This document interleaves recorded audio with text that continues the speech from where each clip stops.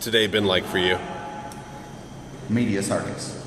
I actually woke up and didn't really think about what could happen today. I guess I was being a little bit of a pessimist or a realist, thinking that this circuit might just sit on it, and apparently they're still sitting on it, not lifting the stay. I didn't expect the Attorney General to turn around so quickly. Maybe that we could give him some time to think about what a statement sounded like.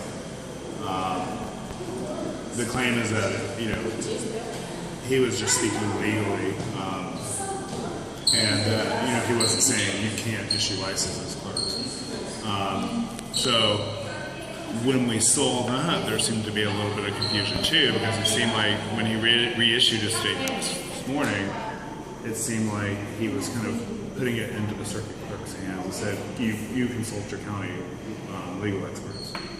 So there was still a little bit window where it was like, wait, what did he just say? Did he just make it happen, or did he just say ignore the Fifth, the Supreme Court rules? And so we had to wait again and then figure out what was going on. I messaged him that I was heading down here because I wanted to be a part of the other couple that was with us. I just wanted to be a part of that and experience the media circus that was happening. And he said, well, let me get off work. So I don't even know that I had it in my head that we were going to head down here and do this, but It was just get one off day, work. back to work, business as usual, and then I left as soon as I could. So today's a big day, right? Yeah.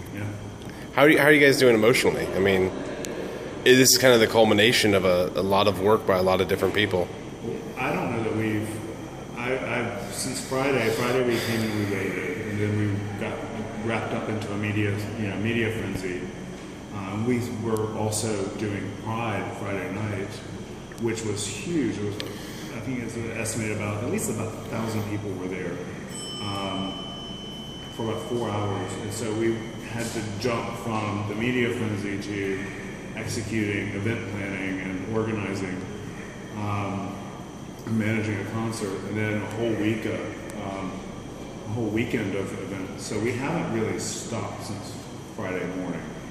So I don't emotionally, I'm not sure that we're on the ground yet.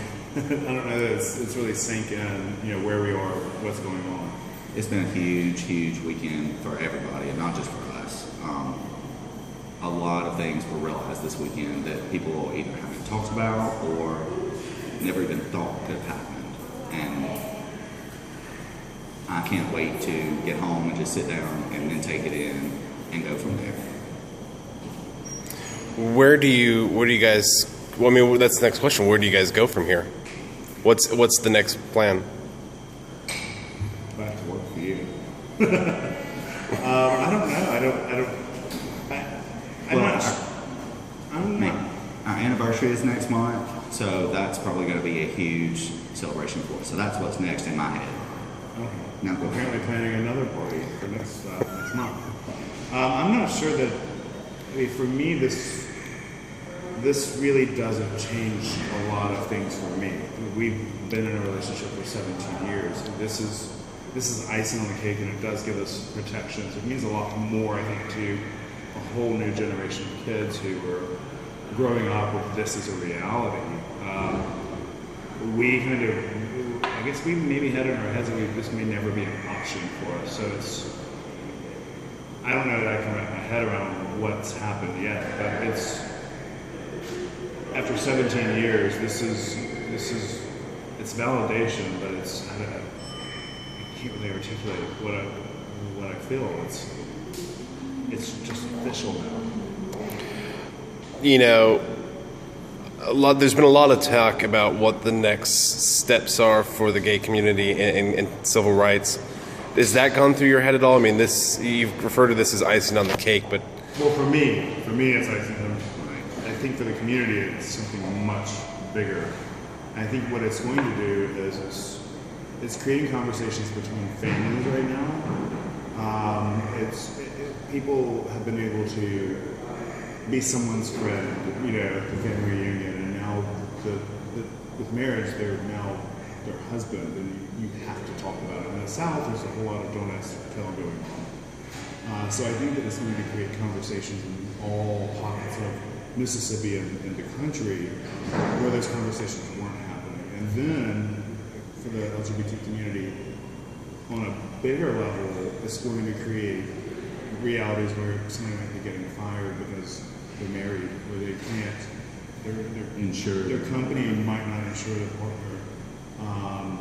So I think it's going to cause a lot of things to bubble up. It's going to draw attention to discrimination in the workplace. But again, it's also going to create conversations in rural areas across the country that aren't happening. That just happens in California, that just happens in New York, and now it's happening in Clarksdale, Mississippi. So I think it's going to be dramatic, the change.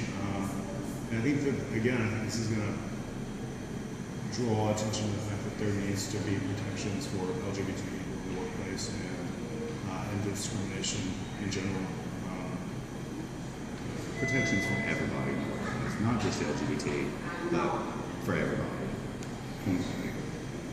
So taking a step back, going back to today, ultimately this comes down to you as a couple of 17 years are now officially recognized by not just the federal government, but by the state of Mississippi, your home state.